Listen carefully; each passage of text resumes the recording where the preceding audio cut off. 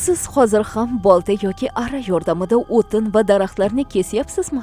Bu usul og'ir, ko'p vaqt va kuch talab etadi.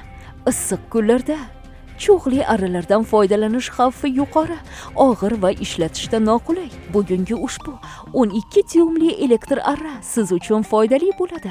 2200 vatt quvvatga ega, mis motor o'rnatilgan, kuchli va xavfsizlik darajasi yaxshilangan, ishlatishda ishonchli va tezda daraxt hamda o'tinlarni kesadi.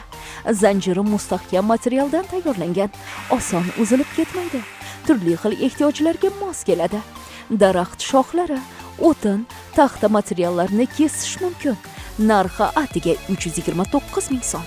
To'plamda bitta arra, ikkita zanjir, bir dona taxta, bir juft qo'lqop bor. Kabel uzunligi 1,3 metr, og'irligi yengil, ishlatish qulay. 25 sm qalinlikdagi daraxtni kesadi. Yanada hamyonbop narx, soni cheklangan. Hoziroq qo'ng'iroq qilib buyurtma bering. Bu qo'l arraga unumli mis motor o'rnatilgan, 2200 vatt quvvatga ega, aylanish tezligi yuqori, motor kuchli va daraxtlarni oson kesa oladi. Zanjiri mustahkam materialdan tayyorlangan, ishqalanishga chidamli va oson uzilmaydi. Kesish tezligi yuqori. Xavfsizlik tugmasi mavjud. Faqat 2 tugma birgalikda bosilganda ishga tushadi. Qo'l tutqichi oldida himoya taxtachasi bor. Bu qo'lni himoya qiladi. Bitta qurilma bir vaqtning o'zida 5 kishining ishini bajara oladi.